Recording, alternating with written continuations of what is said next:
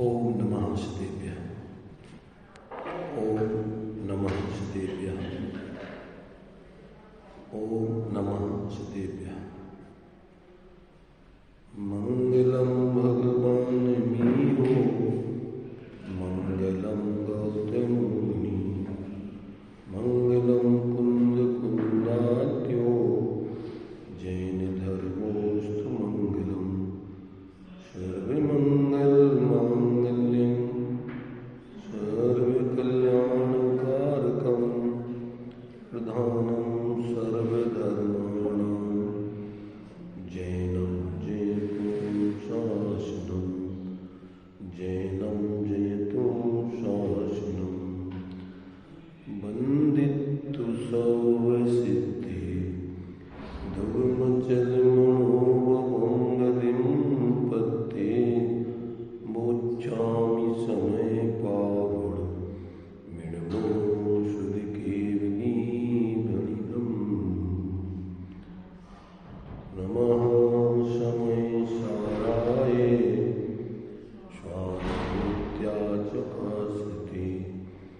चित्सुभावाय भावाय सर्वभावान्तरचिति।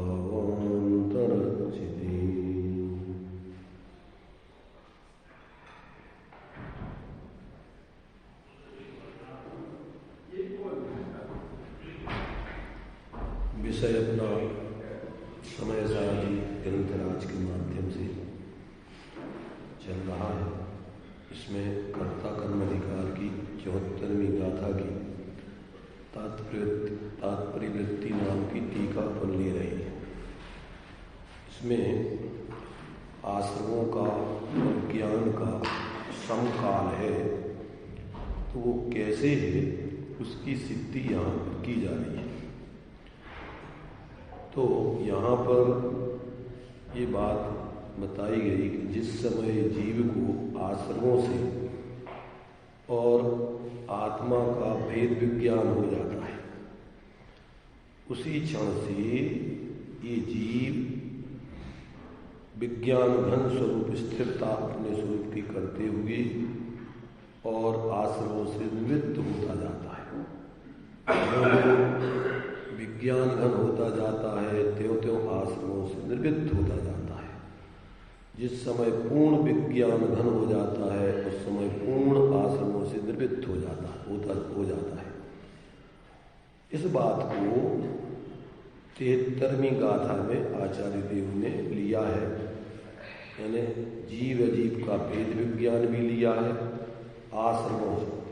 आश्रमों से उसकी भिन्नता बतला करके, और फिर जैसे जैसे अपने उस जीव में, अपने उस स्वरूप में, एकत्वत्व में जब स्थिर हो जाता है, उसका अवलंबन करके स्थिरता करता है, पूर्ण स्थिरता कर लेता है, तो संवर, निर्जरा और मोक्ष की सिद्धि हो जाती है। इन 7 तत्वों की अथवा 9 पदार्थों की सिद्धि 73वीं गाथा में की गई है। आमिको खलु शुद्धो निम्ममो दंसनाण समको, तम्मिट्ठिदो तच्चित्तो सव्वे खयम नेमि। अब उसका शिष्य को, जो जयसेनाचार्य देव ने इस ज्ञानियों के जीवन में 7 तत्व या 9 पदार्थों की सिद्धि करने की उन्होंने प्रतिज्ञा की थी, इस अज्ञानी के बाद, माने इस आश्रव अधिकार, कर्ता कर्म अधिकार में इनमें 7 तत्वों की सिद्धि की जाएगी। तो शिष्य की अलग से समझ में नहीं आया, आचार्य देव ने सामान्य रूप से जो इसकी सिद्धि की, तो इस टीका में आचार्य जयसेन स्वामी ने उसकी फिर व्याख्या करके सिद्धि की है।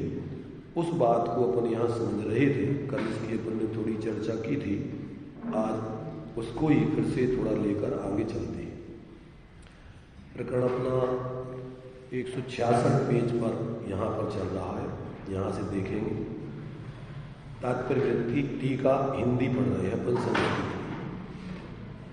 यहाँ जो पूर्व में आपने प्रतिज्ञा की, तो यह की थी के पुण्य पाप आदि 7 पदार्थों की पीठिका का व्याख्यान किया जाता है। और फिर यहाँ व्याख्यान में सम्यक ज्ञानी और अज्ञानी जीव का स्वरूप मुख्यता से कहा गया है। तो वहाँ यहाँ पुण्य पाप आदि 7 पदार्थों की पीठिका का व्याख्यान आपने जो कहा था कि आगे इसको खुलासा करेंगे, तो वो कैसे घटित होता है हमारी समझ में नहीं आया। तो आचार्य देव कहते हैं, अर्थात उसका ये था कि वो तो घटित नहीं हुआ। तो कहते तुम्हारा कहना ठीक नहीं है, सही नहीं है, वो घटित हो गया है, तुमने समझा नहीं है। उसको समझाते हैं स्पष्ट। तो यहाँ कहते हैं आचार्य देव, जीव और अजीब, क्योंकि जीव और अजीब में ही ये 7 तत्व 9 पदार्थ घटित होते हैं, और अजीब में भी यहाँ पर धर्म अधर्म आकाश काल द्रव्य नहीं लेना है। यहाँ तो अजीब में लेना है पुद्गल द्रव्य।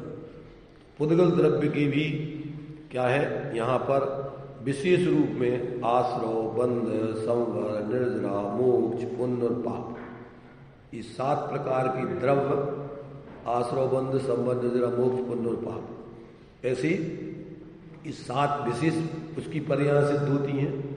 और इसी रूप में जीव के पर्याय भी, जीव के भाव में भी आश्रव, बंध, संवर, निर्जरा, मोक्ष, पुण्य और पाप, ऐसे उनके ही विशेष हैं। और सामान्य रूप से जीव और अजीब उनमें कॉमन है, सामान्य रूप से व्याप्ते ही हैं, उसके बिना पर्याय नहीं होती है। इसलिए उनमें द्रव्य अनवय रूप से सभी 9 तत्व गतत्वे भी यदि एकत्वम न मुंचती, इन 9 तत्वों में जीव जाकर के भी अपने उस एक जीवत्वपने को नहीं छोड़ता, ऐसा आचार्यों ने सिद्ध किया है। तो यहाँ पर अपन को सिर्फ देखने का टेक्निक आना चाहिए कि ये 7 तत्व क्या है, इनमें से जीव का संसार कहाँ है और मोक्ष कहाँ होता है, और जीव का सामान्य स्वरूप क्या है, और ये विशेष स्वरूप किस प्रकार से उस सामान्य में व्याप्ता है, ये सब बातें यहाँ पर अपन को समझना है। तो यहाँ अपन को ये बता रहे हैं कि यदि आप जीव और अजीब इन 2 द्रव्यों को एकांत से अपरिणामी मानो, अपरिणामी माने ध्रुव, कूटस्थ, नित्य, एक रूप ही मानो, पदार्थ अनंत धर्मात्मक है, उसमें परस्पर विरोधी धर्म है, नित्य अनित्य, एक अनेक, सत असत, तत् अतत आदि, इसमें ऐसे परस्पर विरोधी धर्म विद्यमान है। अब यदि आप उनको नहीं समझोगे तो आप अपना प्रयोजन, जो दुख का अभाव करने का है, आश्रमों का अभाव, और जो सुख का यानी अपने लिए आश्रमों से रहित संवर, निर्जरा और मोक्ष तत्व की सिद्धि आप नहीं कर पाओगे, जो कि आत्मा की एक देश सुखरूप अवस्थाएं हैं और पूर्ण सुखरूप अवस्थाएं हैं। ये उसकी अवस्थाएं हैं। अवस्थाओं में जीव दुखी होता है और अवस्था में ही सुखी होता है, और सामान्य द्रव्य पने से वो द्रव्य ज्यों का त्यों सभी अवस्थाओं में व्याप्ता है। उस द्रव्य पने से उस द्रव्य में कोई अंतर नहीं आता है। अवस्था की दृष्टि से उसी द्रव्य को पर्यायार्थक नय से संसार अवस्था में दुखी कहते हैं, और मोक्ष मार्ग में और मोक्ष में एक देश और पूर्ण रूपेण सुखी कहते हैं। जीव वही है, एक ही जीव, उसके 2 पलड़े हैं, एक ध्रुव स्वभाव, नित्य स्वभाव, एक रूप स्वभाव, सामान्य स्वभाव, अभेद स्वभाव, और एक है अनित्य स्वभाव, भेद स्वभाव, पर्याय स्वभाव। तो पर्याय स्वभाव में ये 2 दशाएं होती हैं। कौन सी 2 दशाएं होती हैं? एक स्वाश्रित दशा, एक पराश्रित दशा। पराश्रित दशा का नाम है संसार, संसार मार्ग, और स्वाश्रित दशा का नाम है मोक्ष और मोक्ष मार्ग। एक देश स्वाश्रित दशा का नाम है मोक्ष मार्ग, और पूर्ण स्वाश्रित दशा का नाम है मोक्ष। इसी प्रकार से पूर्ण पराश्रित दशा का नाम है संसार। तो ये अपने लिए जब तक ऐसा अपने आत्मा के 2 रूप बने, इसमें जीव या तो सर्वथा अपने को नित्य मान लेवे कूटस्थ, और या अपने को अनित्य मान लेवे, ये निश्चयाभासी व्यवहाराभासी बन जाता है। जब वो किसी अपेक्षा से आत्मा नित्य है, किसी अपेक्षा से अनित्य है, पर्यायार्थिक नय से अनित्य है, उत्पाद व्यय की दृष्टि से अनित्य है, और ध्रुव पने की दृष्टि से या द्रव्य पने की दृष्टि से या गुण पने की दृष्टि से नित्य है, पर्याय पने की दृष्टि से अनित्य है।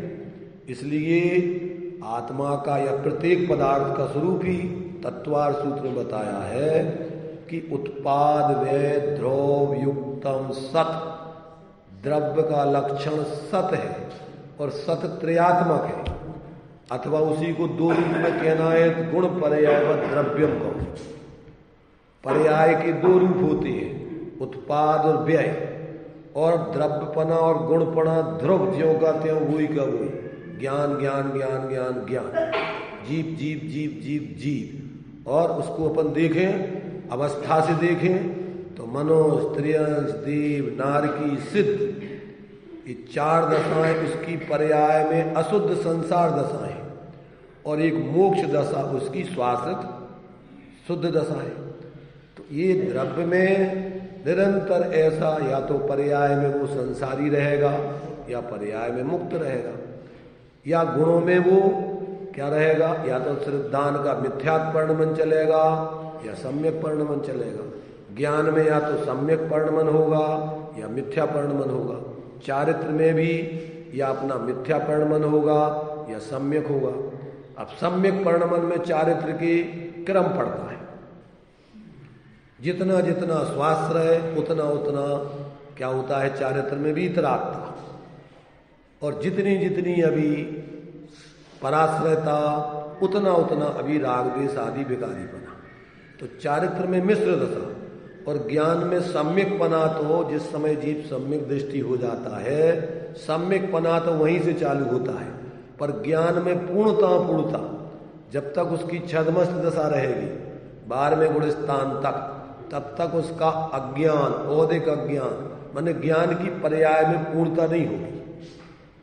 जैसे ही वो अपने पूर्ण स्वरूप में लीन हो जाएगा, उसी समय 12वें गुणस्थान के अंत में ज्ञानावरण दर्शनावरण अंतराय और मोह का क्षय 12वें गुणस्थान में होकर फिर अनंत दर्शन, अनंत ज्ञान, अनंत शोक, अनंत वीर, अथवा उसको छायक सम्यक, छायक चारित्र, छायक ज्ञान, छायक दर्शन, छायक वीर कहो, या उसको छायक सम्यक तो छायक चारित्र को एक शब्द में कहना है तो अनंत सुख कहो। अब ये जब तक अपन को समझ में नहीं आता है तो अपन सुख की खोज बाहर में कहीं भी करते रहो। आज तक तो सुख बाहर में अपना था भी नहीं, मिले भाई मिला भी नहीं और मिलेगा भी नहीं। अपना सुख पर्याय में अपनी स्वाश्रित दशा प्रकट करने पर आता है। स्वाश्रित दशा माने अपने उस द्रव्य स्वभाव का अपन अवलंबन करके उसी में लीनता करें तो वो पर्याय अपने से अभेद हो जाएगी, अपने द्रव्य स्वभाव से तन्मय होकर अभेद रूप परिणमित होगी। और जब तक अपन अपने उस द्रव्य स्वभाव का लक्ष्य छोड़ के और पर में अपनी सुख की या अपनेपन की खोज करेंगे, तब तक मिथ्यात अज्ञान और कसाएं, चाहे आप मंद कसाय शुक्ल लिस्या के जीवन में जियो साधु बन के, और चाहे गृहस्थ के जीवन में अथवा नारकी के जीवन में जियो, पूरा का पूरा दुख है। दुख एकांशी, सुख की गंध नहीं आती। बाहर में भले ही अपन मंद कसाय से सुख जैसा लगे, पर वो दुख है, मंद दुख है, पर सुख की कणिका नहीं जगी। सुख की कणिका कहाँ से जगती है कि जब जीव को अपने द्रव्य स्वभाव का और परद्रव्यों का भेद, अपने द्रव्य का, पहले तो दो द्रव्यों की पृथकता समझो, अपना आत्मा और परद्रव्यों से अत्यंत अभाव है। न अपना आत्मा पर द्रव्य रूप है, न पर गुण रूप है, न पर्याय रूप है, न पर प्रदेश रूप है। कभी भी चाहे वो संयोग दशा में रहे और चाहे शुद्ध दशा में रहे, अपना द्रव्य आत्मा अपने ही चतुष्टय में रहता है। अब अंतर क्या है अशुद्ध दशा में कि अपनी पर्याय में सिर्फ अशुद्धता चलती है, पर का आना जाना तो ना तो मिथ्या दृष्टि का होता है ना सम्यक दृष्टि का। अपनी आत्मा में अपने ही पर्याय में अपने प्रदेशों में अशुद्धता होती है। अपना आत्मा पर में नहीं जाता है, उसमें तो अत्यंत अभाव है। वज्र की दीवाल है, एक द्रव्य, उसके गुण, उसकी पर्याय, उसके प्रदेश, पर द्रव्य गुण पर्याय उसके प्रदेशों को छू नहीं सकती, जिसको अपन बोलते हैं अस्थि। प्रत्येक द्रव्य अपनी स्वरूप की अस्थि में रहता है, उसमें स्वयं ही ये दो धर्म है। कौन सी दो धर्म है? अपने स्वरूप से रहना और पर स्वरूप से नहीं रहना, ये उसमें ही दोनों धर्म है। अस्थि नाम की अस्थि नास्ति, इस किसी की कृपा नहीं चाहिए अपन को। प्रत्येक द्रव अपने स्वरूप में ही रहता है, रह रहा है, रहेगा कभी भी। क्योंकि एक द्रव्य दूसरे द्रव्य में चला जाए तो अभी अपन को ये बता रहे कि फिर क्या हो जाए, संकर दोष एक दूसरे में दूसरे मिल जाए तो मिलके दोनों एक हो जाए, ऐसी व्यवस्था तो होती नहीं। जितने द्रव्य हैं, जीव अनंत, पुद्गल अनंतानंत, धर्म द्रव एक, अधर्म द्रव एक, आकाश द्रव एक, लोकालोक प्रमाण, और काल अणु काल द्रव्य असंख्यात लोक प्रमाण, एक एक रत्नों की राशि के समान इस पूरे एक लोक के एक प्रदेश पर विद्यमान। कब से हैं द्रव्य, कब तक रहेंगे, इनको किसने बनाया? कोई न इनका कर्ता धर्ता, अमिट अनादि है, और जीव और पुद्गल नाचे या में कर्म उपाधि। कर्म का निमित्त पाकर के जीव अपने स्वरूप को भूल के पर में सिर्फ मोह राग द्वेष अपने में ही करता है, पर में कुछ आता जाता नहीं, पर का कुछ मिलता नहीं। अपने में ही सिर्फ अपने को अपने रूप ग्रहण करके अपने एक रूप स्वभाव को, द्रव्य स्वभाव को, ध्रुव स्वभाव को, पर्याय में जो सब में एक रूप व्याप्त है, अपना सामान्यपना विशेषों में कॉमन ज्यों का त्यों सामान्य रहता है, नित्य रहता है। वो पर्यायों में भी नित्य बना रहता है, वो कोई पर्याय से अलग कभी होते ही नहीं। जो अपन कहते हैं पर्याय से भिन्न, वो तो अतद्भाव रूप भेद की दृष्टि से है। अगर उसको व्यक्ति सर्वथा भिन्न नहीं माने तो क्या हो गया? ये हो गया उसका व्यवहाराभास। और सर्वथा अभिन्नी माने, द्रव्य रूप मान ले में पर्याय को सर्वथा, तो ये हो गया उसका निश्चयाभास। कथनचित द्रव्य स्वभाव पर्याय स्वभाव से भिन्न, कथनचित अभिन्न। सामान्य द्रव्य विशेषों में जाकर के वो अपने सामान्य पने को नहीं छोड़ता।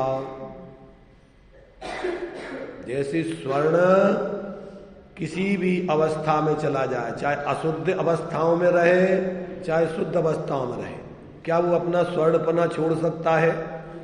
क्या वो अपना शुद्धपना छोड़ सकता है? क्या वो अपना प्रदेशों का अभेदपना छोड़ सकता है? वो कभी नहीं छोड़ता, चाहे वो शुद्ध रहे चाहे शुद्ध। वो अपने सामान्य द्रव्य पने को, अपने अभेद पने को, नित्य पने को ज्यों का त्यों बरकरार रखता है। तो उसी पर्याय में कथनचित वो पर्याय, पर्यायार्थ नए से वो आत्मा परिवर्तन कर रहा है। जैसे एक्टर और एक्टिंग,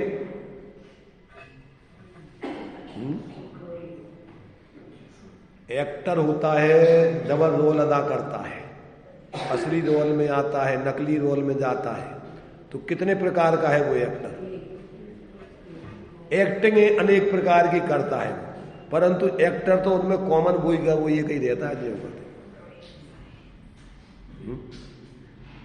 जो उस असली एक्टर को समझ लेता है तो उसको कोई भ्रम नहीं होता है।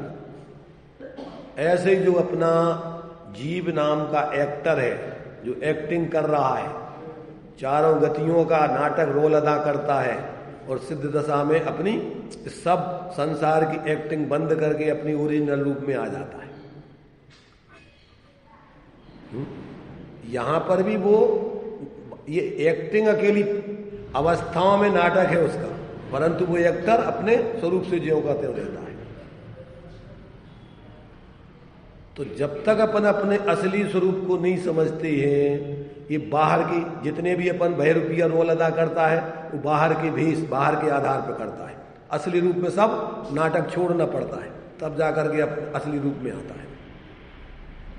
ऐसे जब ये संपूर्ण परावलंबन की भ्रांति छोड़कर पर की अपनी मान्यता कल्पना छोड़ के जब ये अपने को चैतन्य स्वरूप एक रूप अंदर में देखता है, जानता है, अनुभव करके उसी में लीन होता है, इससे उसकी मोक्ष मार्ग और मोक्ष की शुद्ध दशाएं प्रकट हो जाती हैं। इसलिए एक देखिए जानिए रम रहिए एक ठौर, समल अमल न विचारिए यही सिद्धि नहीं और। अवस्थाओं से नहीं देखो, उन सभी अवस्थाओं में जो व्यापने वाला अवस्थावान एक जीव द्रव्य है, उसको अपने उस द्रव्य पने से अपने को देखो। तो अभी जो अपने को भूल के मोह महामद पियो अनादि, भूल आपको वर्म, जो परम शरीर आदि में अपन अपने को मान रहे थे वो मिथ्या मान्यता खत्म, और जो अपना चैतन्य स्वरूप एक रूप चैतन्य स्वभाव जिसको अपन पारिणामिक भाव स्वरूप, सभी परिणामों में एक रूप रहता है वो पारिणामिक भाव। गुण जो है, गुण किसे कहते हैं? जो अपने संपूर्ण द्रव्य की संपूर्ण अवस्थाओं में और संपूर्ण भागों में रहे वो गुण कहलाता है। और पर्याय किसे कहते हैं? उसी गुणों की अवस्था का नाम पर्याय है।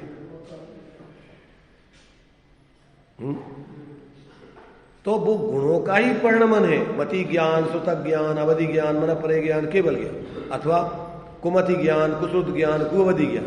ये क्या है? जब ज्ञान स्वपर प्रकाशी है। जब ज्ञान अपने उस ज्ञान स्वरूप आत्मा को भूलकर जब शरीर आदि को अपना स्वरूप मानता है, जानता है, वो ज्ञान का मिथ्या जानने रूप परिणमन है। रहता वो ज्ञान ही रूप है, वो कोई पर रूप नहीं हो जाता है। दर्पण में झलकने वाले पदार्थ वो दर्पण के नहीं हो जाते, दर्पण नहीं हो जाते। दर्पण ही रूप रहता है, परंतु उसमें उसका स्वभाव है कि पर को झलकाते हुए भी वो अपने दर्पण की स्वच्छता रूप रहे। दर्पण तो जानता नहीं है, अगर दर्पण जाने तो वो भी मिथ्या दृष्टि बन सकता है। वो अपने को जो गेय झलक रहे, अपने को दर्पण न जानकर अपने को गेय रूप अनुभव करने लग जाए। पर जीव तो चेतन है, ये ऐसी भ्रांति कर सकता है और यही भ्रांति तोड़ सकता है। जीव को भ्रम हो सकता है कि जो ज्ञान में गेय झलक रहे हैं वो गेय नहीं है, वो ज्ञान है, वो ज्ञान की अवस्था है और उसमें ज्ञायक व्याप रहा है, उसमें गेय नहीं व्याप रहे। क्या कहा? अपने ज्ञान में जो भी दिखाई देता है वो ज्ञान की अवस्था है कि गेयों की अवस्था है? अपन को क्या लगता है उसमें? अपन को गेय दिखते हैं उसमें, और फिर अपने पराए अच्छे बुरे इसी का नाम मिथ्यात्व है। ज्ञान की प्रतिपल उठे तरंग, झांकता उसमें आत्म राम। अरे आवाल गोपाल सुलभ सबको चिन्मय अभिराम, किंतु पर सत्ता में प्रतिबद्ध।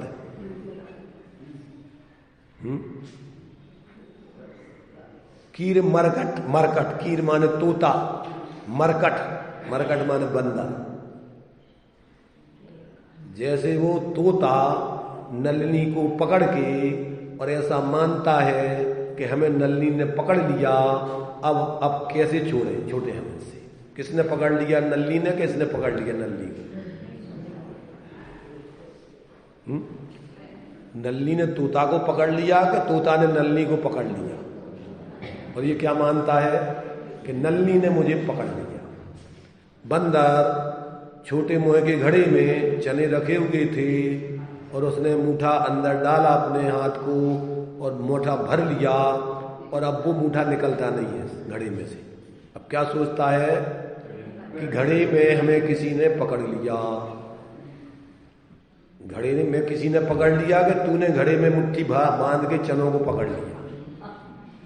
अब चीखता चिल्लाता रहता है। अब वो परेशान है कि अब हम कैसे निकले इस घड़ी से, हम कैसे अलग हो गए। ऐसे ही इन संपूर्ण गेयों में तुम मूर्छित हो कि बंध गए हो कि इन सारे संयोगों ने तुम्हें पकड़ लिया है। इनमें सब ने तुम्हें मोह कराया है कि तुमने अपने स्वरूप को भूल के इनमें मोह कर रहे हो, राग कर रहे हो, द्वेष कर रहे हो।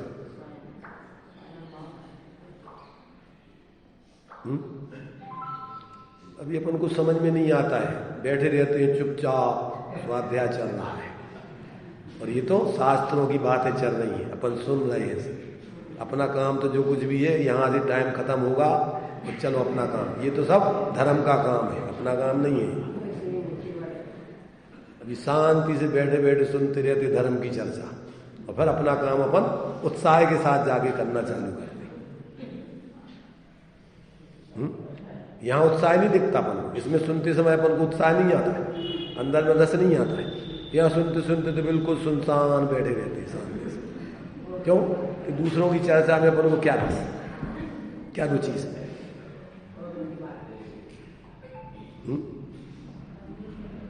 अगर यहाँ रस सुनने में आने लग जाए, समझने में आने लग जाए, तो उधर का रस फीका पड़ जाए। क्योंकि दो रस एक संग नहीं होते, या तो मोह का रस, कसायों का रस, और या फिर अपने अपने स्वरूप का स्वभाव का रस। दो ही काम नहीं हो सयाने, विषय भोग और मोक्ष पयाने। यहां आ गए, अपनी पाप प्रवृत्ति क्रिया तो रुक गई, पर अभिप्राय और परिणामों में रस कहां है? अगर यहां का रस आवे तो उधर का आश्रव बंद का रस टूटे।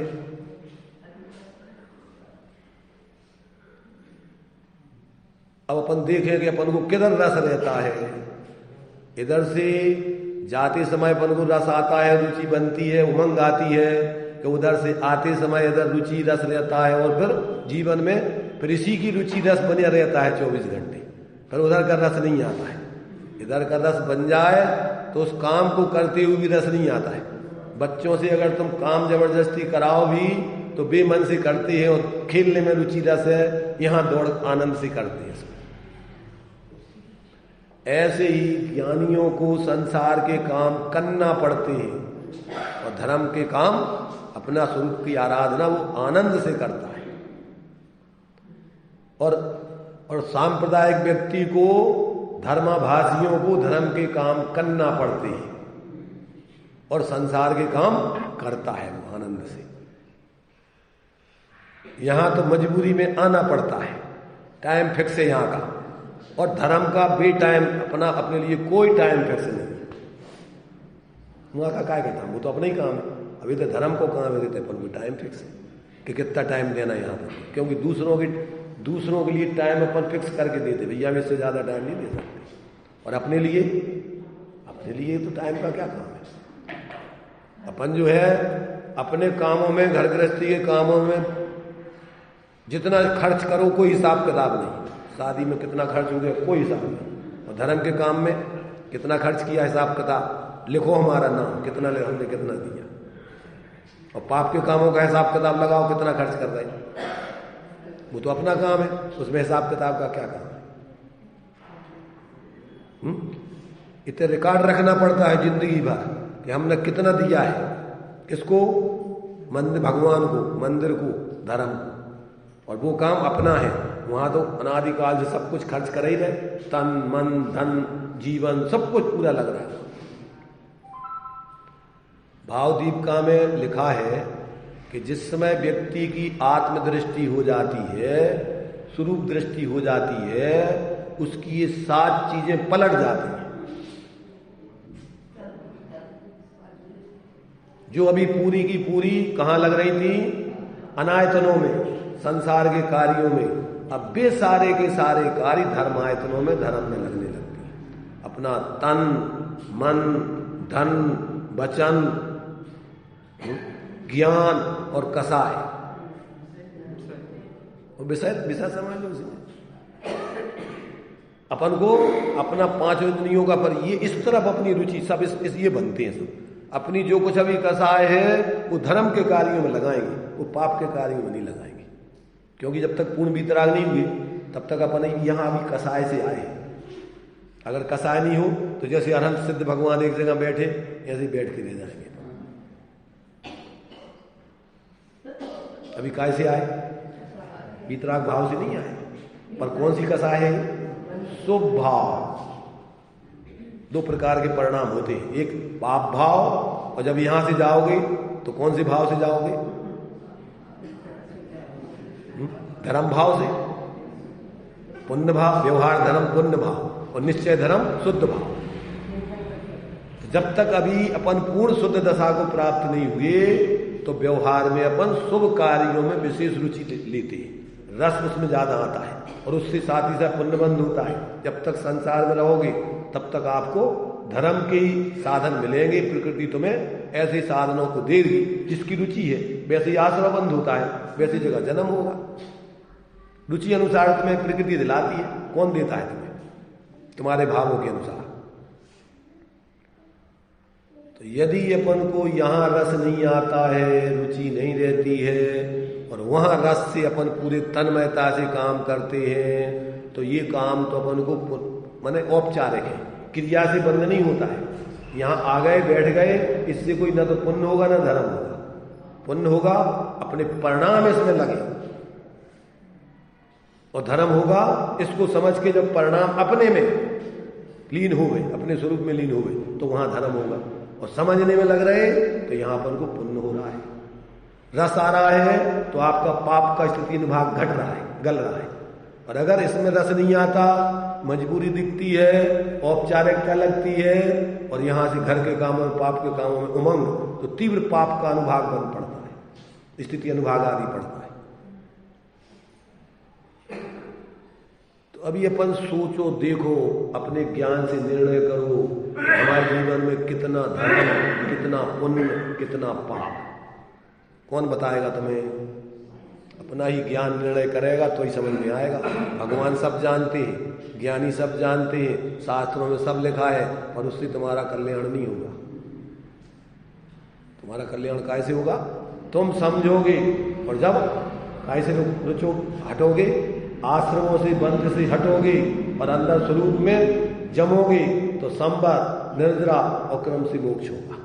उसी बात की यहां सिद्धि की जा रही है कि पर्याय में जीव के संवर, निर्जरा, मोक्ष होता है, पुण्य होता है, पाप होता है, आश्रव बंध होता है और द्रव्य स्वभाव, गुण स्वभाव सभी इन पर्यायों में कॉमन रूप से व्याप्त रहता है। ज्यों कहते हो ध्रुव, गुण ध्रुव और द्रव्य ध्रुव, और पर्याय में उत्पाद व्यय।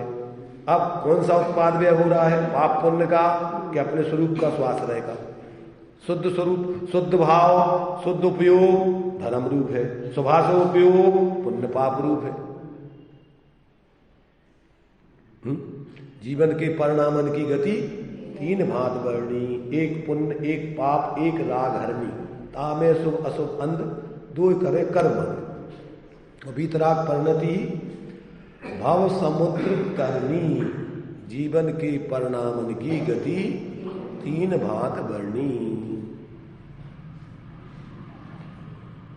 तो समझो भाई, अकेला मात्र औपचारिकता में स्वाध्याय, मंदिर, जो कुछ भी धर्म के काम है, अकेले ऊपर ऊपर से धर्मात्मा दिखने के लिए मत करो। धर्मात्मा का, धर्म का स्वरूप समझ के सच्चे धर्मात्मा बनो। लोक में तुम्हें कौन क्या कह रहा है, अगर तुम सच्चा धर्म कर रहे हो और पाप के उदय में कदाचित लोग तुम्हें ढोंगी कहें,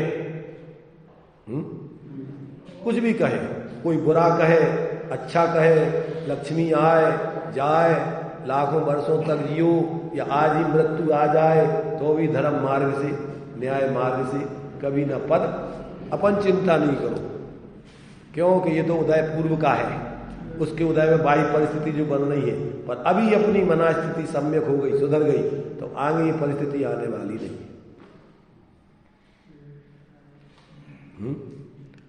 तो ये अंदर में अपने को झांकते हुए अपन सच्चे अर्थों में अपने धर्मी आत्मा का अवलंबन करके परिणति में सम्यक दर्शन, ज्ञान, चारित्र रूप स्वाश्रित धर्म की प्रकटता करके उसकी पूर्णता करें। उसी बात को यहाँ कि भाई यहाँ 7 तत्वों की सिद्धि या 9 तत्व पदार्थों की सिद्धि इस रूप में होती है। तो यहाँ कहते अगर जीव और अजीव एकांत से अपरिणामी हो या परिणामी, तो पहले कहते अगर एकांत से अपरिणामी हो तो जीव और अजीव 2 ही पदार्थ रहेंगे, उसमें आश्रव बंध संवर निर्जरा मोक्ष पुण्य पाप सिद्ध ही नहीं होंगे, क्योंकि वो तो पर्याय में परिणमन होता है। और जब परिणमन करते नहीं है जीव, अकेला कूटस्थ नित्य ध्रुव ही रहता है, तो वो तो रह गया, 2 ही द्रव्य ज्यों के त्यों रहेंगे, न उनमें संसार है, न मोक्ष है, न मोक्ष मार्ग है, न संसार मार्ग है, कोई सिद्धि नहीं होगी। इसलिए अगर कहते एकांत से अपरिणामी है तो दो ही पदार्थ घटित होंगे, और यदि एकांत से परिणामी हो तो क्या होगा कि तन्मय होकर के दोनों मिलकर एक हो जाएंगे। अगर बिल्कुल पूरा द्रव्य परिणमित होकर एक दूसरे द्रव्य में चले जाएंगे, परिणमित हो जाएंगे, तो क्या हो जाएगा कि फिर दो मिलकर एक बन जाएंगे। फिर 7 की या 9 की 2 की सिद्धि नहीं होगी, फिर तो सब मिलकर एक ही हो जाएंगे फिर तो। किंतु जीव अजीब माने जीव और पुद्गल अजीब में यहां लेना 7 तत्व पदार्थ, वहां पर धर्म आकाश काल द्रव्य नहीं लेना है। कथनचित परिणामी है। अब प्रश्न किया शेष ने कि कथनचित का क्या अर्थ होता है, तो कहते यद्यपि जीव शुद्ध निश्चय नय से यानी द्रव्यार्थिक नय से ध्रुव दृष्टि से देखा जाए तो अपना स्वभाव एक रूपपना नहीं छोड़ता है, तथापि व्यवहार से कर्मोदय के बस, कर्मोदय से नहीं, कर्मोदय के बस अपने को भूलकर जब ये उपाधि परिणामों को ग्रहण करता है, जब ये उन रूप अपने को अनुभव करता है, जानता मानता है और उसमें लीन होता है, यानी लक्ष्य करता है। लीन तो उनमें कोई उस रूप तो होता ही नहीं, उसका लक्ष्य करके और उन्हीं में स्थिरता करने के लिए प्रयत्न करता रहता है। तो क्या होता है फिर उसमें, तो उसमें बस होकर रागादि उपाधि परिणामों को ग्रहण करता है। यद्यपि रागादि उपाधि परिणामों को ग्रहण करता है, तथापि स्फटिक की भांति अपना मूल स्वरूप नहीं छोड़ता है। वहां कथनचित परिणामी होने से अज्ञानी जीव, बहिरात्मा मिथ्या दृष्टि जीव विषय कसाय रूप असोपयोग परिणाम को करता है। अज्ञानी मिथ्या दृष्टि काय में सुख मानता है, जो आत्मा के अहित रूप है, आत्म के अहित विषय कसाय इनमें ही अपनी परिणति ले जाए, ये मिथ्या दृष्टि का स्वरूप है। ज्ञानी को तो भावना भारे के आत्म के अहित विषय कसाय इनमें मेरी परिणति न जाए, मैं रहूं आप में आप लीन, सु करऊं हों ज्यों निजाधीन, मेरे न चाहे कछु और ईश रत्नत्र निधि। ये भावना है भगवान के सामने। अज्ञानी की उल्टी है और ज्ञानी की अपने स्वरूप की होती है। तो इस प्रकार से वहां क्या है कि अज्ञानी जीव क्या करता है, अज्ञानी बहिरात्मा मिथ्या दृष्टि जीव विषय कसाय रूप असोपयोग परिणाम करता है। कौन सी परिणाम? विषय कसाय रूप असोपयोग रूप परिणाम को करता है। और कदाचित पुनः चिदानंद एक स्वभाव रूप शुद्ध आत्मा को छोड़कर भोग आकांक्षा निदान स्वरूप सोपयोग परिणाम को करता है। क्या करता है? आत्मा के अवलंबन वाला परिणाम नहीं, आत्मा को ग्रहण करने के लिए नहीं, काय के लिए कि धम्मम भोग निमित्तम, हमें आगे भोग मिले, हमें अच्छे पद मिले, इंद्र पद मिले, ये सब बाहर के संयोग मिले, इसके लिए कदाचित पूजा पाठ करेगा, स्वाध्याय करेगा, दान आदि देगा। ग्रंथ नहीं गिर जाए किसी के हाथ में से, देखना समझ रहे सुन रहे कि नहीं, शांति से उसको। नतर क्या है कि आदत अपनी क्या है कि देखते रहते हैं और उपयोग कहीं और या प्रमाद में चले जाते हैं और कभी कभी ग्रंथ गिर जाते हैं। क्यों? कि रुचि रस नहीं होने से जागृति नहीं रह पाती कभी कभी, और रुचि रस हो तो रात निकल जाए, दिन निकल जाए, शादी हो रही है, डांस हो रहे हैं, नींद नहीं आती, रात भी हो जाए, 24 घंटे हो जाए, अपने रुचि का विषय चल रहा हो, मैच चल रहा हो भारत पाकिस्तान का, फिर खाना पीना सोना सब भूल जाएंगे, एक एक बॉल एक एक प्लेयर की एक्टिंग, और फिर वहीं तत्काल क्रिया भी व्यक्त करेंगे, अरे इसने ही गलती कर दी, ऐसा नहीं करना था, इसने देश को हरवा दिया, इसने ऐसा कर दिया। और ज्यादा तीव्र कसा आया तो टीवी फोड़ देंगे, रेडियो पटक देंगे।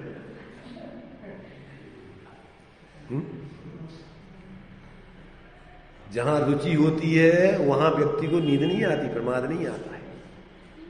जहां रुचि नहीं होती वहां पर बहुत मुश्किल से उपयोग लगाना पड़ता है, आंखें बंद हो जाती है, खोलना पड़ती है बहुत मुश्किल से। शरीर जो है थक जाता है, करवटें बदलती रहती है, और अगर अपने रुचि का विषय हो पता ही नहीं पड़ता एक आसन में अपन कितने घंटे बैठे रहे।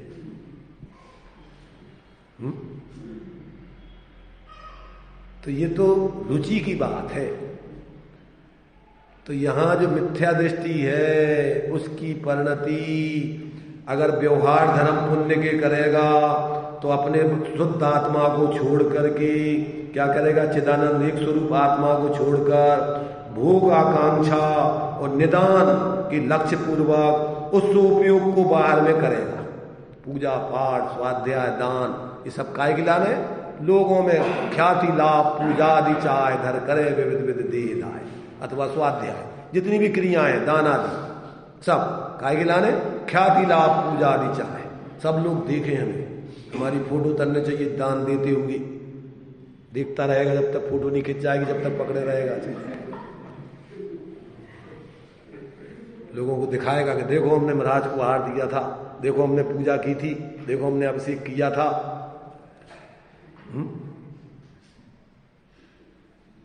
तो इधर नाटक करेगा धर्म में, क्यों कि अरे धर्म तो तेरी कसाय मिथ्या तोड़ के अंदर में जुड़ने के लिए कर रहा है कि बाहर में नाटक कर रहा है, दूसरों को दिखाने के लिए, ख्याति लाभ के लिए। धर्मात्मा बन दिख रहा है कि धर्मात्मा बन रहा है। धर्मात्मा बनने के लिए तो आंखें बंद हो जाएंगी, फोटो मोटो तुझे अपनी बाहर की फोटो, शरीर अपने को अपना नहीं दिखेगा, आत्मा दिखेगा तुझे, बाहर की फोटो की तुझे क्या खबर रहेगी।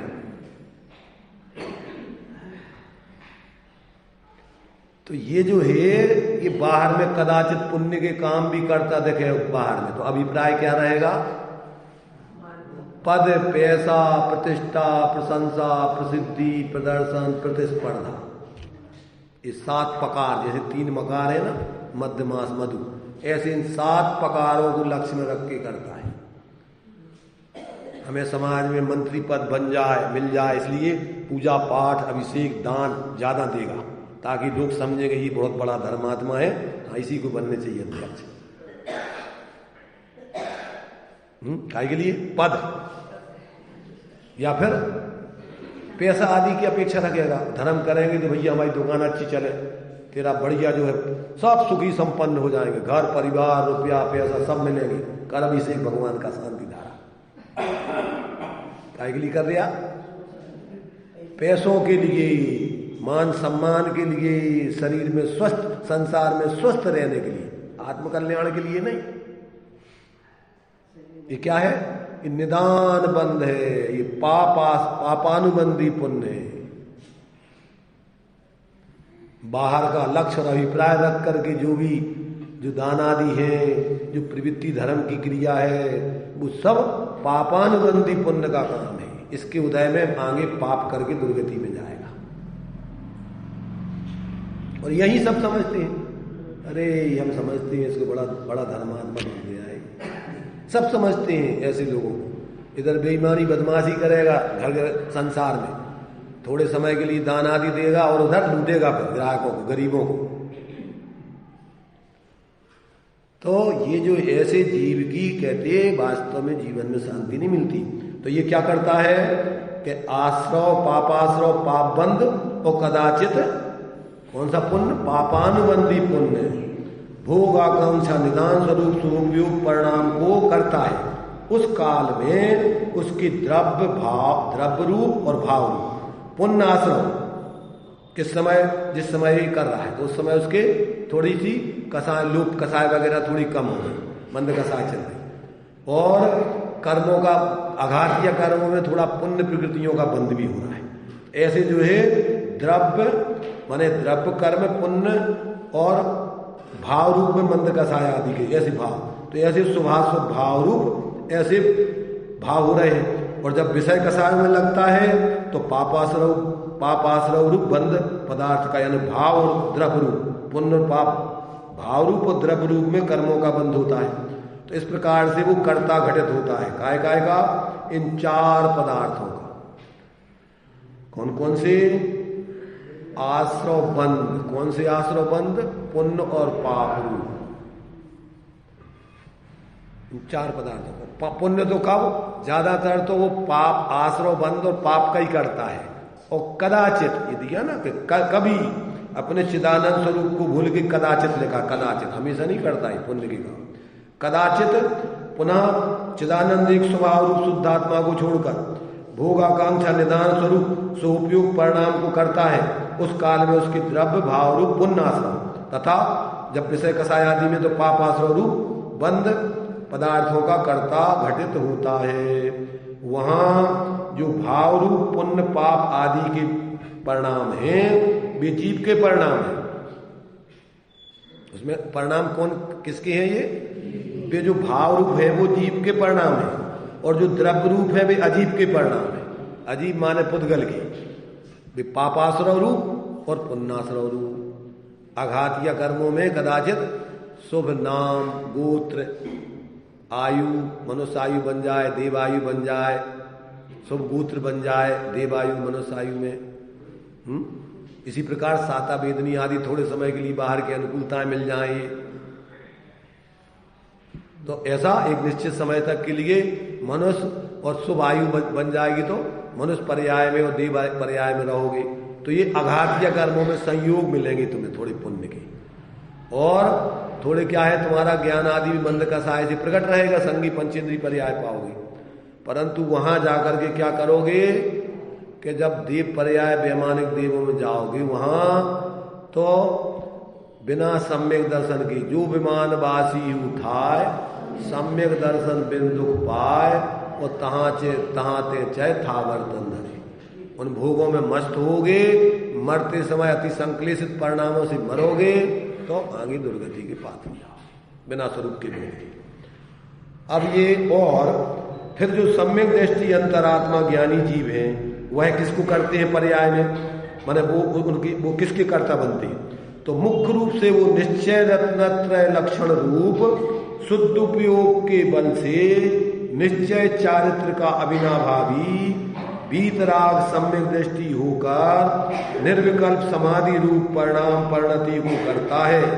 उस समय उस परिणाम से द्रव्य भाव रूप कर्मों के संबंध निर्जरा और मोक्ष पदार्थों का कर्ता होता है। वो निमित्त रूप में क्या होता है? नैमित्तिक रूप में ये कर्म जो द्रव्य कर्म जो बंधे थे और जो आ रहे थे उनका क्या होगा? रुक जाएंगे, संबर में रुकेंगे और बंधे हुए कर्म एक देश निर्जृत होंगे और पूर्ण निर्जृत होंगे क्रमशः सम्यक दृष्टि के। संबर निर्जरा किसको चालू होता है? जो अपने स्वरूप की आराधना करता है निर्विकल्प होकर के, तो उसके सम्यक दृष्टियों के कर्मों का संबर निर्जरा और मोक्ष होता है। और कभी फिर निर्विकल्प समाधि रूप परिणाम का भाव होने पर ये चौथे, पांचवें, छठवें गुणस्थान, छठवें सातवें गुणस्थान वाले जीवों की बात चल रही, क्योंकि वे विकल्प में आते हैं। जो सातवें गुणस्थान से ऊपर रहते हैं वे तो विकल्प में आते ही नहीं, वे तो निर्विकल्प होकर के और छपक श्रेणी चढ़ गए तो लौटते ही नहीं है। इसलिए उनको तो फिर सुप्रवृत्ति आदि का काम ही नहीं। शुद्ध उपयोग में लीन हुए तो अंतर्मुख में केवल ज्ञान प्राप्त कर लेंगे। तो यहाँ तो ये निर्विकल्प समाधि के परिणामों में जब वो लीन ज्यादा नहीं, क्योंकि अंतर्मुख से ज्यादा छद्मस्त का उपयोग स्वरूप में नहीं टिकता, चाहे चौथे गुण स्थान वाला हो, चाहे पांचवें वाला हो, और चाहे मुनिराज छठम सप्तम स्वास्थान अप्रमत्त वाले हो, अंतर्मुख के बाद नियम से विकल्प में आएंगे। तो अब उसमें क्या करना उनको? तो उस समय जब वे निर्विकल्प समाधि से छूट जा उपयोग अलग हो जाता है, उसका अभाव होने पर विषय कसायों से बचने के लिए अथवा शुद्धात्मा की भावना को साधने के लिए अथवा हे बुद्धि से ख्याति पूजा लाभ भोग आकांक्षा रूप निदान बंध से रहित होकर शुद्धात्म लक्षण वाले अरहंत सिद्ध और शुद्धात्मा के आराधक प्रतिपादक साधक आचार्य उपाध्याय साधु परमेष्ठियों के गुण स्मरण आदि रूप सोपयोग परिणामों को करता है। कितना स्पष्ट लिखा है सब बातें। अब इसमें कहां लड़ने झगड़ने की जरूरत पड़ रही और कहां यह निश्चय व्यवहार का झगड़ा है। देख हो रही क्या वो, ऐसी कोई करना है क्या, वो वस्तु व्यवस्था है, किसी को करने की बात है क्या ये तो वस्तु का स्वरूप है अनादिकाल से अनंत काल तक। इसलिए किसी दूसरे को नहीं समझाना है, प्रत्येक जीव को स्वयं अपने गरेबान में देख के अपनी बुद्धि को समझ के और अपना कल्याण करना है। कौन क्या कर रहा है वो तो वो जाने, अपन किसी का, भगवान नहीं किसी का परिवर्तन करवा सकते। जिसको कल्याण करना है वो समझे और समझ के अपनी भ्रांति तोड़ें और प्रयोग करके देखें और अनुभव करेंगे तो किसी भगवान और पर किसी की नहीं मानेगी तीन लोग में। इसलिए जितने ज्ञानी हुए हैं तो वे डंके की चोट निर्भीक निशंक रहकर कहते हैं। मोक्ष मार्ग प्रकाशक जी की मैं जो रहस्यपूर्ण चिट्ठी दी है टूडरमल जी की, उसमें दिया गया ऐसा शुद्ध उपयोग किस गुण स्थान से होता है, तो लिखा चौथे से ही होता है। कैसे कैसे लिख रहे हो, अनुभव करके लिख रहे, वो गप्पे नहीं ठोक रहे अकेले शास्त्र में पढ़ी पढ़ाई नहीं कह रहे, खुद अपने जीवन को जीते हुए इतनी दृढ़ता के साथ डंके की चोट, मौत की कीमत पर भी इस बात को बदलते नहीं है। क्यों कि अगर अपनी श्रद्धा से च्युत हो जाएंगे तो 2 ही दिन से जाएंगे, लोक भी बिगड़ेगा और आगे की गति भी बिगड़ेगी।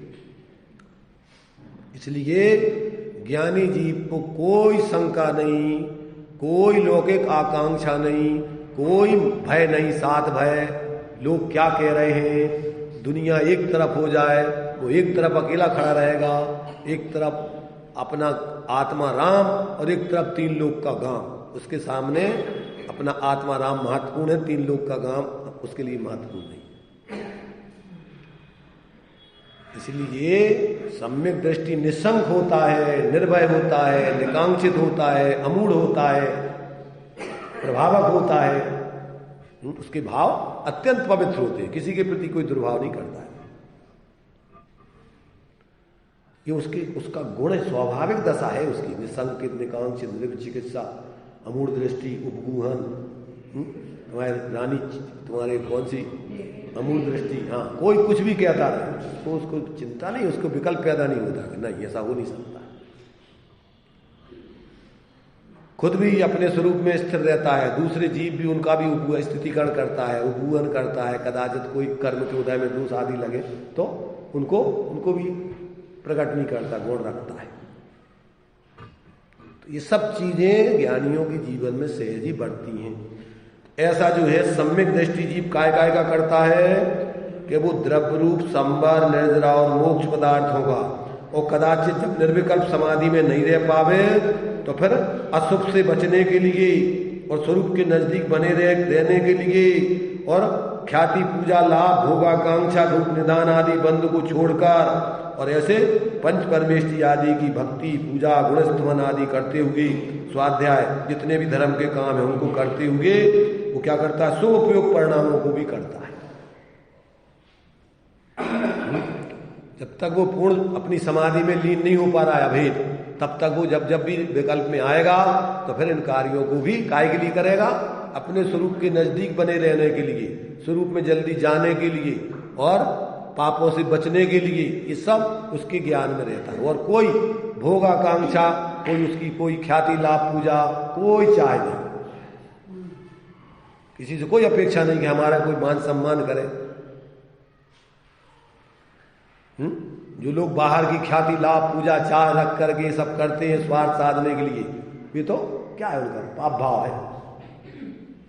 और कदाचित मंद कसाय रहे तो पुण्य होगा, पर अंदर में अगर स्वरूप का अवलंबन नहीं है और दृष्टि अपनी सम्यक नहीं है तो जीवन में शांति नहीं मिलेगी और वास्तव में कर्मों की संबर निद्रा आदि नहीं होगी, मोक्ष मार्ग की सिद्धि नहीं होगी। देखो भाई, बहुत बढ़िया चीजें अपन को ये सब आचार्यों ने अनुभव करके लिखी हैं, भगवान के ज्ञान में तो सब है ही, और ये सब अपने लिए जिनने अनुभव किया स्मारक पे चल के, उनने अपने लिए सरल शब्दों में लोग जिस भाषा में समझ सकते हैं समय समय पर बदलते रहे जो ज्ञानी हुए। क्योंकि पहले प्राकृत में लिखे गए, संस्कृत में लिखे गए, फिर उसको नहीं समझा तो लोगों ने अपनी अपनी भाषा में, हिंदी समझते हिंदी में, मराठी समझते मराठी, तमिल समझते तमिल, तेलुगु, जो भी भाषा में, क्योंकि समूषण में भी यही व्यवस्था है। जो जीव जिस भाषा में समझते हैं, लघु भाषा 10 अष्ट महाभाषा और लघु भाषा 7 शतक सुचेत सुस्यादवादमय सप्तभंग। पर वस्तु स्वरूप जैसा है वैसे ही सब भाषा महत्वपूर्ण नहीं है, महत्वपूर्ण है वस्तु स्वरूप समझना। उससे भाषा माध्यम है और वस्तु स्वरूप समझना। जो लोग भाषा को महत्व देते हैं और वस्तु स्वरूप समझने को महत्व नहीं देते, वो वास्तव में किसी के साथ न्याय नहीं करते, ना अपने साथ, ना दूसरों के साथ, ना जिनवाणी के साथ।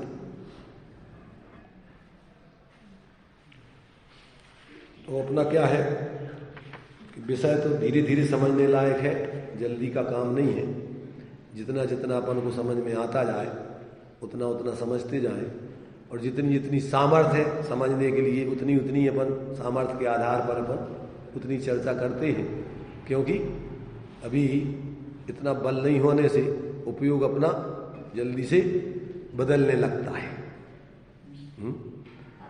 अगर रुचि होने पर तो मौत की कीमत पर भी, शरीर छूटने पर भी काम तो एक ही करना है, दूसरा तो काम है ही नहीं करने लायक। परंतु अभी निचली भूमिका में एक जैसे परिणाम नहीं रहते जीवों के, बदलते रहते। इसलिए इस पर सब पे अपन गहराई से विचार करो। ये बात अभी अपन ने द्रव्य संग्रह की चर्चा उसमें पढ़ ली है पूरी। दूसरे अध्याय का प्रारंभ जो अपन ने किया था उसकी प्रस्तावना भूमिका में पूरा विस्तार से वर्णन इसका दिया है। इसमें तो इन्होंने शॉर्ट में दिया, उसमें पूरा विस्तार से दिया है। अगर और विस्तार से पढ़ना हो तो उसमें बार बार पढ़ो जब तक अपनी, क्योंकि अपनी मूर्ता नहीं टूटे, कुछ संस्कार नहीं टूटे, अपन को सही निर्णय नहीं हो, तब तक यही काम करने लायक है। किसी की नहीं सुनना। भगवान जिनेन्द्र के आगम सर माथे रख करके जिनवर अभ्यास ताते जिनवर कथित, इधर उधर के किसी की माने छदमस्त अज्ञानी सांप्रदायिक अविवेकी कसाई जीवों के किसी में कहने में नहीं लगना। आचार्यों की ग्रंथों को सिर माथे रख करके अपनी बुद्धि को व्यवस्थित करना, और एक बार प्रयोग करके देख लोगे फिर आपको अभी बहकने का भर रहता है। क्यों कि भीड़ के संगे आदत है व्यक्ति को रहने की, और जिसके पुण्य का उदय है लोक में उसकी चलती है, धर्मात्मा की नहीं चलती। ध्यान रखना, किसकी चलती है? लोक में पुण्य की चलती है। और धर्म के क्षेत्र में पुण्य पाप इन दोनों का महत्व नहीं है। महत्व काय का है? महत्व सत्य का और तत्व का है। इसलिए विवेकी व्यक्ति पुण्य के पीछे नहीं लगता है, और पुण्यात्माओं को मात्र धर्मात्मा नहीं मानता है। जिनके अभी पुण्य का उदय चल रहा हो और वो कुछ भी कह रहे हो तो भैया सब मान रहा है, सब सुन रहा है, इसलिए अपन भी सुनो, ऐसा वो नहीं करता है। वो तत्व की बात, सत्य की बात आगम से मिलाता है, युक्ति से निर्णय करता है, और ज्ञानियों के सब और जो ज्ञानी हुए उनसे मिलाता है, और स्वयं प्रयोग करता है, और फिर उस बात को मानता है। चलिए अभी अपना टाइम हो गया।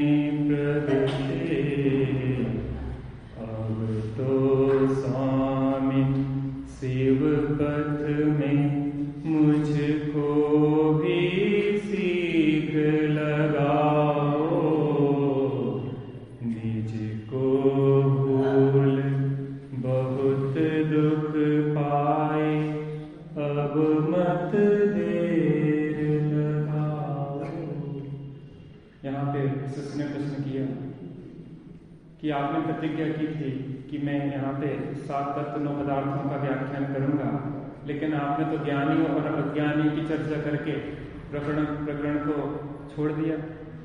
तो ने कहा कि आप थोड़ा सूक्ष्मता से विचार करो तो 7 तत्व 9 पदार्थ का व्याख्यान हो गया है। फिर प्रश्न किया कि जीव अजीव जो द्रव्य है क्या वह सर्वथा परिणामी है या सर्वथा अपरिणामी है? तो ने कहा कि ना तो सर्वथा परिणामी है ना सर्वथा अपरिणामी है, कथनचित परिणामी है और कथनचित अपरिणामी है। इस प्रकार से 7 तत्व या 9 पदार्थ सिद्ध होते हैं। दृष्टांत स्फटिक मणि का दिया है। यद्यपि स्फटिक मणि देखा जाए तो अपने शुद्ध और स्वच्छ स्वभाव को नहीं छोड़ता, फिर भी डाक के निमित्त से नाना रंगों रूप परिणमित होता हुआ देखा जाता है। ऐसे ही जीव और अजीव 2 द्रव्य रूप तत्व हैं। अगर सर्वथा परिणामी माने तो एक द्रव्य ही सिद्ध होगा, और सर्वथा अपरिणामी माने तो 2 द्रव्य ही सिद्ध होते हैं। कथनचित परिणामी और कथनचित अपरिणामी मानने से 7 तत्व और 9 पदार्थ सिद्ध होते हैं। फिर प्रश्न आया कि कौन किस तत्व का करता है। तो यहाँ पे कहा कि जो अज्ञानी है वह आश्रव, बंध और पाप पदार्थ का करता है। कथनचित उसके जीवन में जो पुण्य होता है वह निदान बंध पूर्वक पापानुबंधी पुण्य को बांधता है। भविष्य में भोगाकांक्षा के निमित्त से वह उस पुण्य को बांधता है। ज्ञानी किसका करता है? तो ने कहा ज्ञानी संवर, निर्जरा और मोक्ष का करता है। वो कदाचित पुण्य होता है स्वरूप स्थिर न होने की स्थिति में, तो वह उसको क्या करता है? पंच परमेष्टि के भक्ति आदि में अपने उपयोग को लगाता है। 2 कारण से, कुस्थान के निवारण के लिए और अशुभ से बचने के लिए, अशुभ वंचनार्थम और कुस्थान निवारणार्थम ज्ञानी के जीवन में भी पुण्य पाया जाता है, तो वह कथनचित पुण्य का भी करता होता है। फिर अगर द्रव्य संग्रह में इसका जो क्रम दिया था उसमें बताया था कि प्रत्येक जीव सुख चाहता है। कैसा सुख चाहता है? अक्षय अनंत सुख चाहता है। अक्षय अनंत कार्य है सुख, तो कारण क्या है? मोक्ष है। मोक्ष कार्य है तो उसका कारण क्या है? संवर और निर्जरा। संवर निर्जरा कार्य है तो उसका कारण है निश्चय रत्नत्रय। निश्चय रत्नत्रय अगर कार्य है तो उसका कारण है व्यवहार रत्नत्रय, अर्थात जीवादि 7 तत्वों का यथार्थ श्रद्धान, और उस जीवादि 7 तत्वों के श्रद्धान का कार्य है तो कारण है सच्चे देवसात गुरु, अर्थात सच्चे देवसात गुरु के निकट आए, जीवादि 7 तत्वों का निर्णय करें, निश्चय रत्नत्रय को प्रकट करें, जिससे संवर निर्जरा होगा, उससे मोक्ष होगा और मोक्ष में अक्षानंत सुख होगा। अज्ञानी का विचार और कर लें। अज्ञानी चतुर्गति संसार दुख रूप है, दुख का कारण है संसार, संसार कार्य है तो कारण क्या है? आश्रव और बंध। आश्रव बंध अगर कार्य है तो उसका कारण है मिथ्या दर्शन, मिथ्या ज्ञान, मिथ्या चारित्र। मिथ्या दर्शन, मिथ्या ज्ञान, मिथ्या चारित्र का कारण अतत्व श्रद्धान, अतत्व श्रद्धान का कारण कुगुरु कुदेव कुशास्त्र। नीचे से विचार करें तो कुगुरु कुदेव कुशास्त्र उनके निमित्त से अतत्व श्रद्धान पुष्ट होता है, उससे मिथ्या दर्शन, मिथ्या ज्ञान, मिथ्या चारित्र को प्राप्त करता है, उससे आश्रव बंध होता है, आश्रव बंध से संसार होता है, संसार में जीव दुखी दुख पाता है। ऐसी सुंदर चर्चा हमें प्राप्त हो रही है। द्रव्य संग्रह के माध्यम से यहाँ से विषय को समझे अपने जीवन में, रत्नात्रय को प्रकट करने से